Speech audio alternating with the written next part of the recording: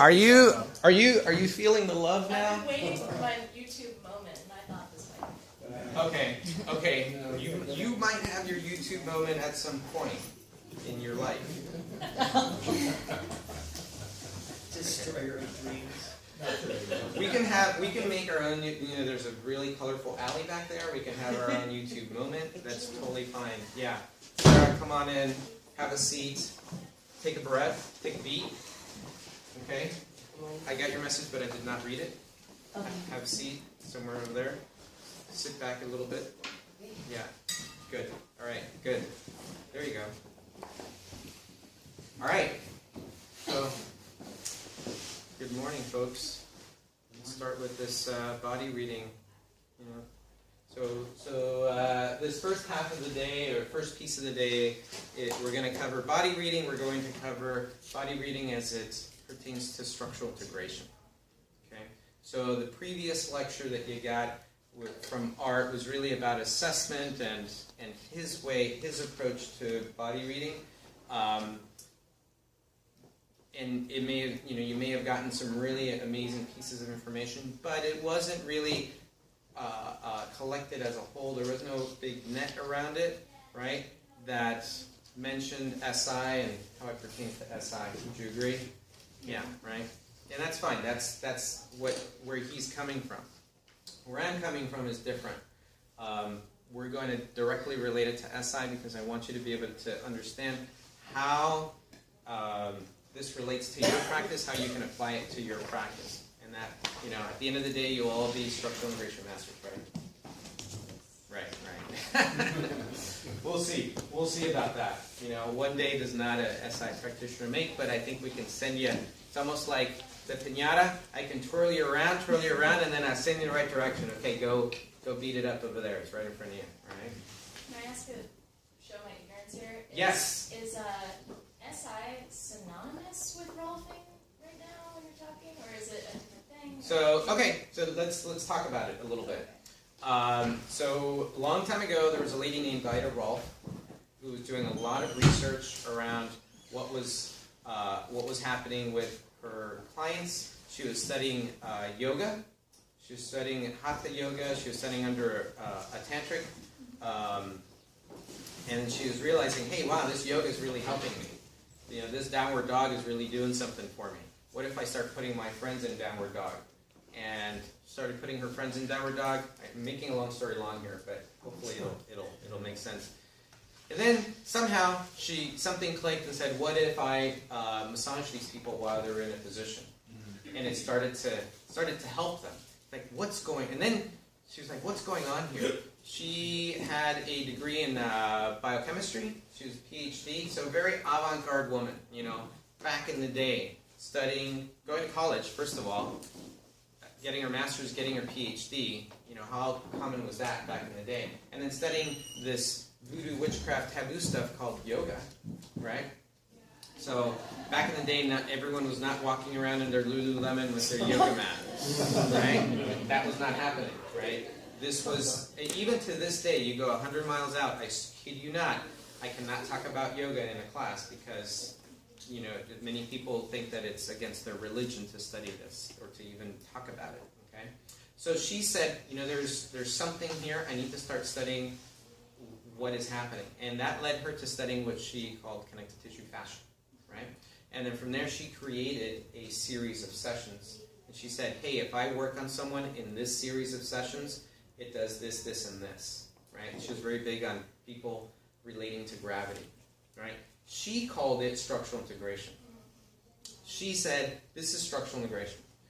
She was in the East Coast. She came out to the West Coast many times, drove by herself. Again, that's something you did as a woman back then, all right? So it takes guts to drive cross country as a woman by yourself, maybe 2 kids in tow also sometimes, and went to Esalen and started teaching and showing people what she called structural integration. So Esalen was a big thing. There's a lot of things happening. There were a lot of things happening at Esalen at the time. When people felt results from the work, they did not say, wow, I just got structurally integrated. They said, I just got Rolfed. you just got Rolfed, man. Are you going to go for some more Rolfing? So she realized this and thought, if I can't beat him, join him. We're going to call it Rolfing. We're going to call it the Rolf Institute. We're going to do this and this and this. But structural integration was the word that she used. Fast forward 60 years, there are many branches, many other schools of SI, structural integration. They can't use the word Rolfing or Rolf because it's a trademark term. So all of those have a direct lineage to the Rolf Institute and to IDA. Or they should. If they want to call themselves SI practitioners, they should. So that brings me back to here, 2016, my lineage. You know, I went through the Advanced Rolfing program, so I'm certified Advanced Rolfer at the Rolf Institute. I was taught by, one of my teachers was Jan Sultan. Jan Sultan, Monica Kaspari, and Kevin McCoy. Jan Sultan was one of IDA's first students. So you can see the lineage. IDA, Jan, Marty. But there's also another lineage. IDA, Michael Salveson, Art Riggs, Marty. Okay? So that's online. You can look it up. You can see where I'm coming from. What I'm going to talk about today is not about Rolfing, but it's how Rolfing has changed in my practice, in me, and now has been filtered and distilled to this way of SI, doing SI. So, long answer made longer. All right? So, I called it the Morales method. Morales method of structural integration, but what we call core integration. Our way of SI is core integration. And if you take the core integration class, as some of you will, you'll see why we call it core integration, right? So a little bit of intro here. What is this? What is this body reading? What about body reading? And to me, body reading is used as a way to problem solve. This is it. We're using it to problem solve, and it's also an out-of-the-box approach to problem solving. It's not an in-the-box approach. Right? Be careful with those. Be careful. They're tricky. Oh, don't use that one then. That's a weird one. That one is called the Get Clients chair. That's the Get Clients chair, yeah. The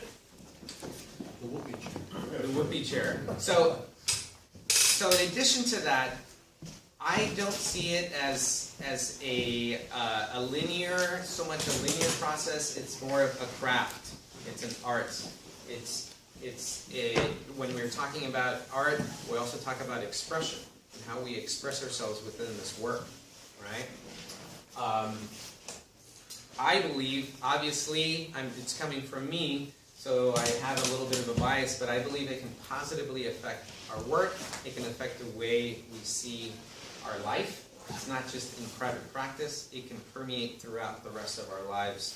I'm curious to know if you feel that way, Denise, or if you feel that way, Julie, if it has expanded into other aspects of your life. You don't have to answer right now if you don't want to. I'm more aware of people. You're more aware of people? So, like, just walking down the street, I pay more attention to how people are walking and how they're moving and carrying themselves. Yeah. And so, just in general, I feel like it's kind of opened up my perspective. Like, I look for different things now. So, that in a nutshell is what body reading is. What is it not? So, right off the bat, I can tell you right now, it's not a hard science. Okay? It's not a hard science. It is not the end-all be-all. Right? Maybe you've heard from people like, oh, this is the way, right? Absolutely not. It is not the way, it is a way. Right? It's not the end-all be-all. And also, very important, it is not a modality that is mutually exclusive of other modalities. Okay? Just because you learn this and you do this doesn't mean you can't do anything else. That's very different from other modalities. When you're told, this is it, and you can only do it this way, and there's no other way to do it. That's not the case here. Okay? In fact, it lends itself to permeate through into your other modality. Right? It does that. It's almost like a software that goes off and affects other software. In a good way. A benevolent bug. I brought this slide in here because of what Art said yesterday, and I feel I need to speak about this.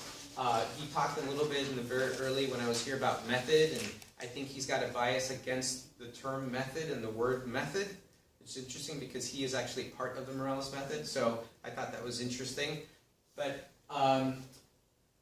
with this method, the way I've been influenced through my life, I trained in martial arts from 16 to 35, actually 15 to 35, and then I realized I can't get injured, I have to work, and I have to stop, unfortunately. It still breaks my heart. So I have a big influence from the martial arts world, and you'll see who I'm a fan of. But I'm a big influence of this kind of openness in the method. So to me, I know it sounds a little esoteric, to me, it's a method of no method. And I like this quote: before you become an out-of-the-box problem solver, you must first get yourself in the box, and then figure your way out. Okay? So you first must understand the structure in order to understand the no structure. Right? We can't all be Yoda. We can't all come in with no structure and just go willy-nilly. Right? In order to play jazz, you must first learn the basic keys. Right? Yeah. So I wrote that. Maybe that's why I like it.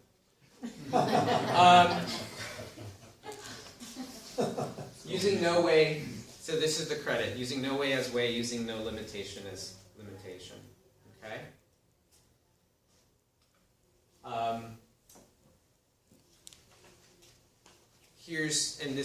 This kind of goes into the link that and then, like I said, I'll talk in more detail about it later, but just to go at it a little bit. Why try to body read when the world isn't perfect? Why try to do this when you saw the pictures of the bones and the neck of the femur goes this way and the angle goes that way and the head is this size on one bone and this size on another bone, and Art talked about the lack of correlation between that and pain, or the lack of correlation between this and that, right? That's cool. So why would we be trying to body read when we know all of this, right? Well, to paraphrase Ida was very well aware of this, and to paraphrase her, she said that it's what I can put my hands on. It's a good starting point. That's what she said, in a good way. I like this quote too. We seek to measure a body using ideal lines and angles, knowing that they are just a guide. Good quote, huh? Yeah, that's me. Here's my hero again. A goal is not always meant to be reached. It often serves simply as something to aim at. Okay, so when you are thinking about body reading and saying, this is not this way, we must make it this way, it's a goal, but it's not it's not your ultimate goal, but it's a good way to get you into the system. Okay? Why would you want to study this? Some of these pictures aren't in your handouts for copyright purposes, but they're here. But the writing is on your handout. Don't worry, all the pertinent information is in your handout. Why would you want to study body reading now that I told you this and that? I'll tell you why. I'll tell you the honest, harsh, blunt, loving truth. Right?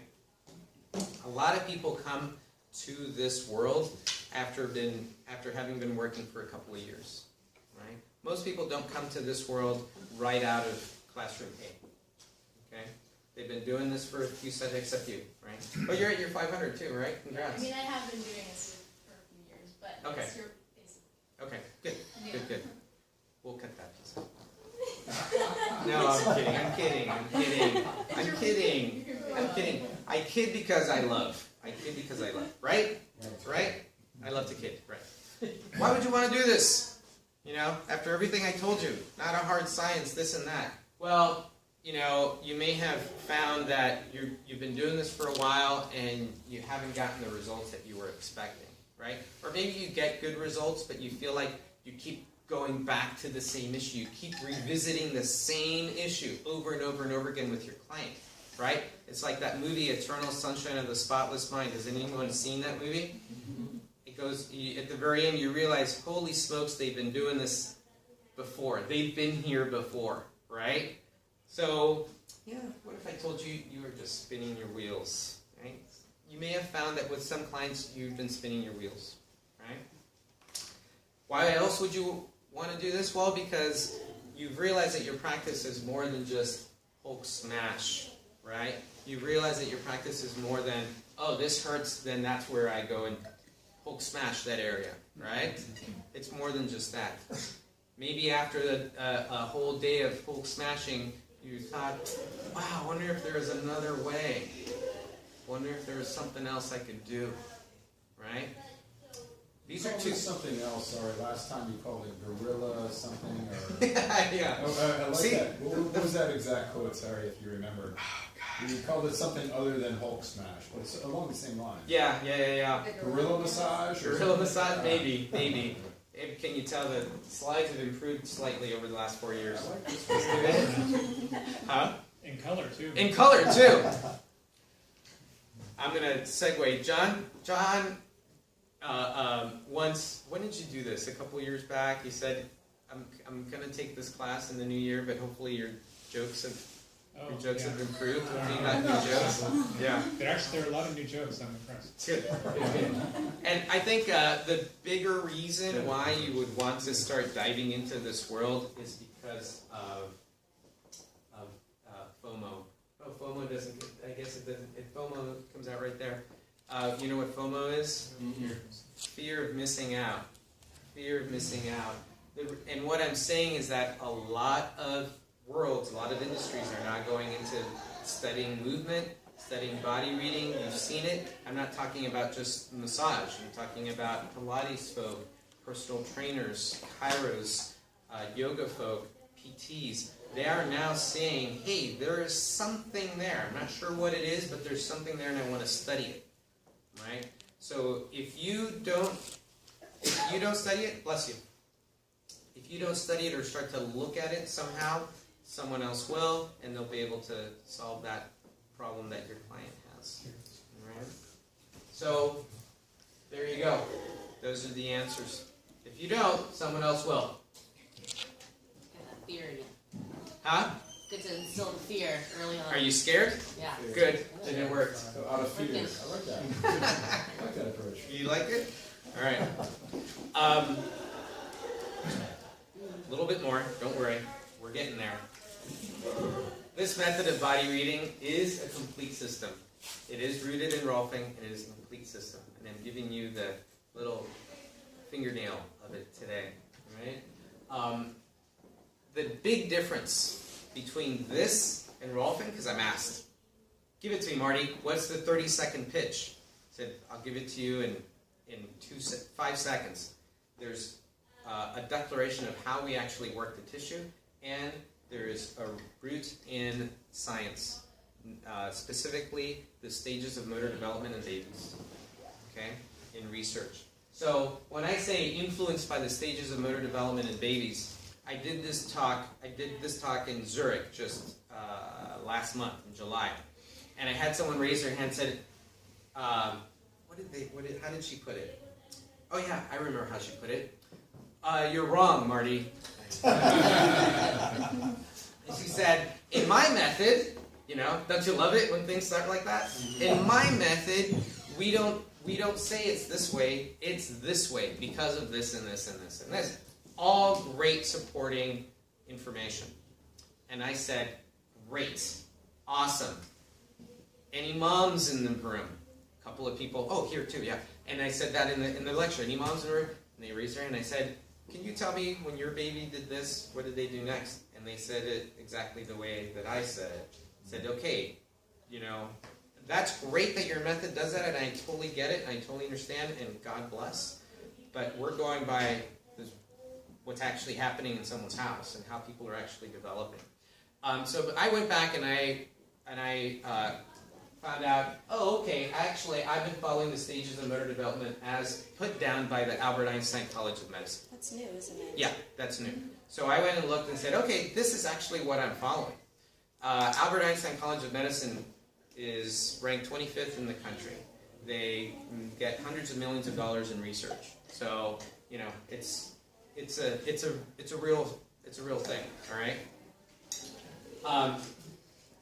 And it also creates a way of body reading that is directly, and in myofascial work, it's directly tied to plants' movement, functional movement. I know the word functional is big out there. Everyone's got something functional, right?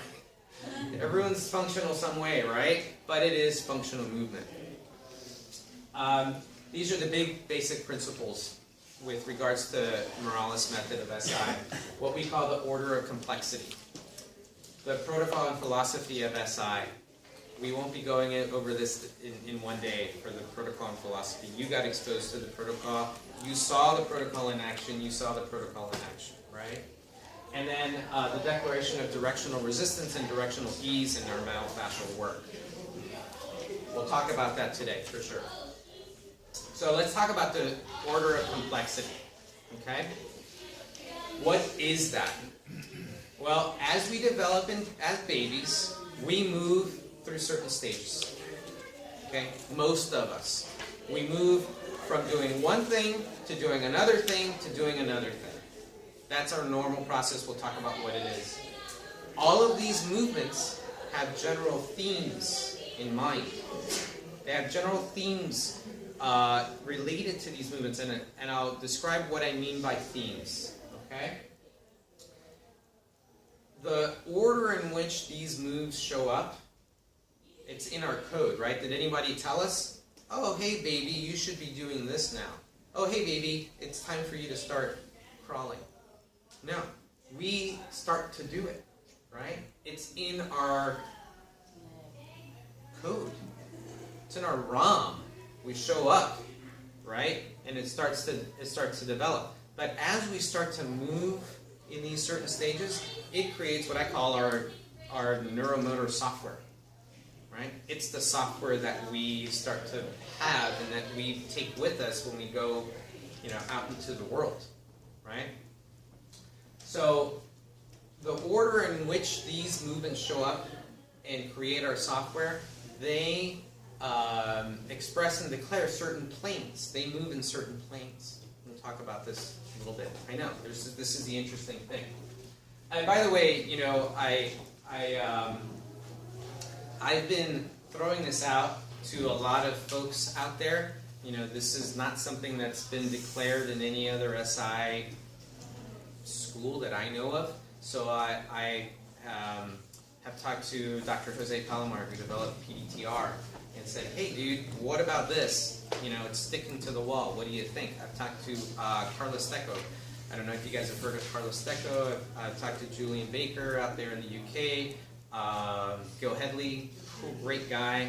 You know, I've been bouncing this off of bouncing this off the ceiling, basically, and see what people say. And I've gotten a lot of positive results, and I've been told, hey, this relates to this, or this is tied to how I do it, you know, which is great. So we're not in a vacuum here, thankfully. So I talked about that. We know that this is part of our software, so we use this information. We're going to go into a little more detail on it in a bit, but we use this information in order to body read. So this is our template that we use to body read. Okay?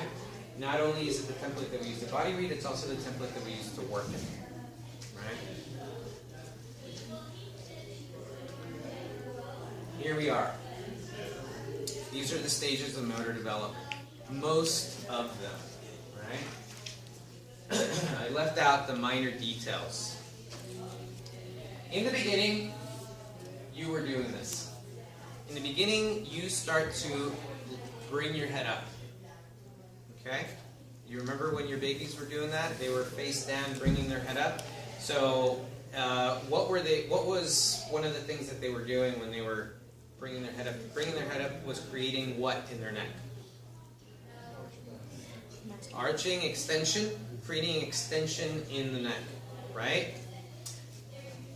And I know the breakdown of the number of weeks. It happens, you know, a certain number of weeks, but forgive me, I can't recall it right now.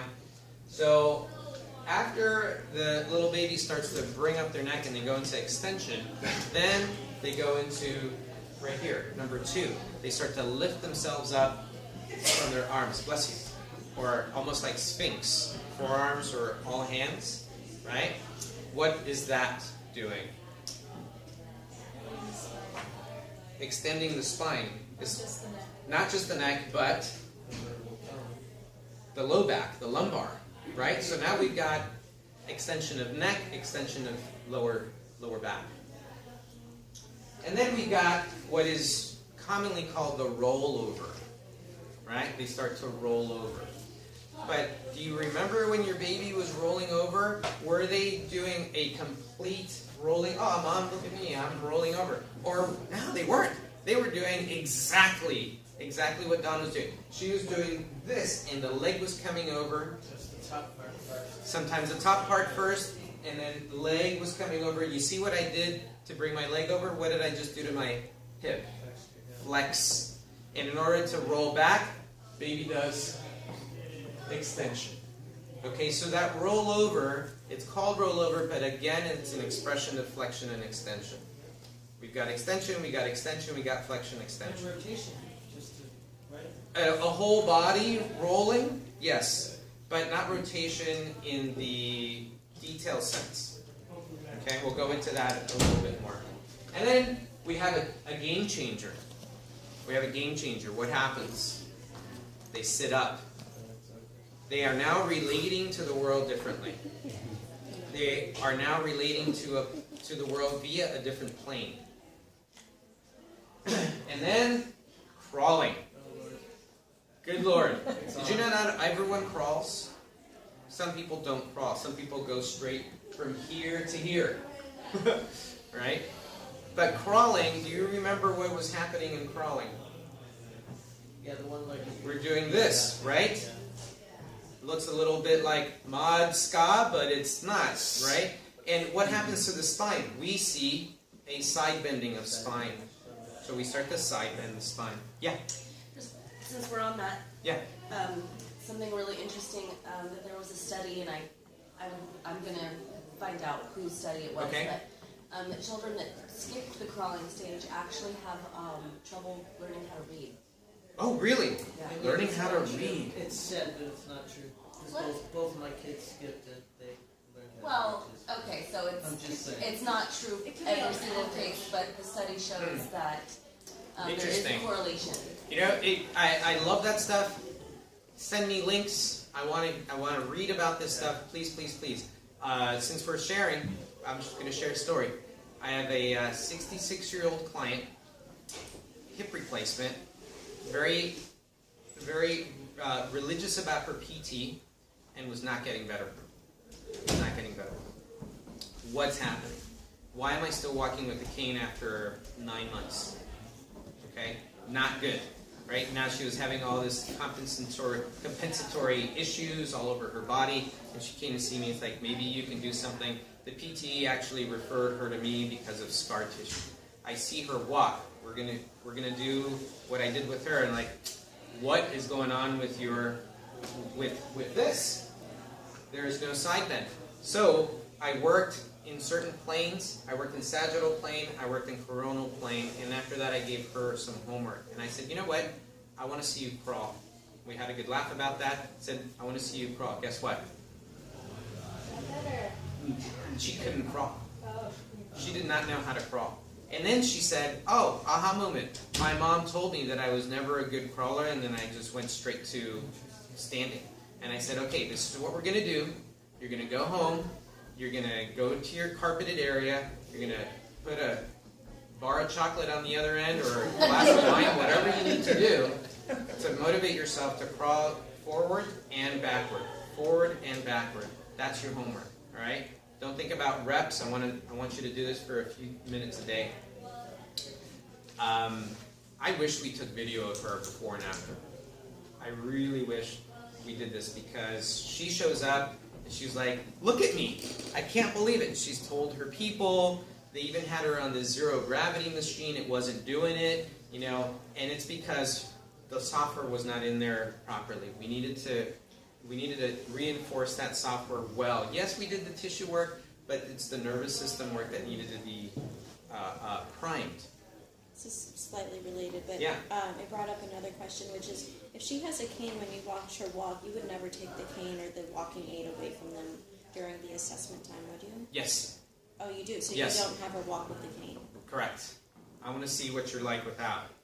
At what point, I mean, obviously if they can't walk without it, then you would have them walk with it then, right? Oh, yeah. I mean, if they need a cane or a walker to just get up and walk, yeah, I got to see what's going on there. Yeah, I'm not going to... But if they can, your preference is to not have it. Yes, I want to see what you're like. I want to see where it shows up. Yes, absolutely. And so she's doing much better. Really, really cool. Then from there, another game changer. Look at this little guy. Standing, right? A different plane, a different world. And then from there, we don't get the walk so much, we get the waddle, right? We get the this, sometimes we'll get the this, this kind of drunk frat boy spring break Falling from under thing, right? Someone should take video of those kids and the spring break kids and like, wow, this is like, put them side to side. Finally. Exercise purposes. Yes. Develop that stage. Finally, we have number 8. We have what I call the integration. Brandon Agawa, another core integration therapist, said this is the integration of all the planes. And I'll believe Brandon Agawa because he's ranked number 2 in the world for Filipino stick fighting. So whatever he says, I'm going to listen to him. This is a more laid out, broken out description of what we just went through. Wow. In the beginning, we have head up, lifting up from arms that roll over. I didn't mention grabbing fingers and lift up, but that's another stage. These are all a flexion extension type of movement. Okay? They are all a flexion extension type of movement, and they are all within the sagittal plane. So we have 3-4 stages that are in the sagittal plane. And then finally, then next we have sitting up, the crawling, and the standing. And in the crawling is when we have the side bending of the spine. So first we had flexion extension of the spine, and then we had side bending of the spine. Side bending of the spine, what plane is that in? Coronal. It's in the coronal plane. So now we have introduction of coronal plane into our software. And then we have the waddle walk, and this is kind of a declaration of what the Morales method is saying. If anyone wants to debate this, I will gladly debate this over a few ales. The waddle walk, especially the pelvis and the atlas, is a lateral movement. A lateral movement, right? And I say this is in the transverse plane. This is a transverse plane movement.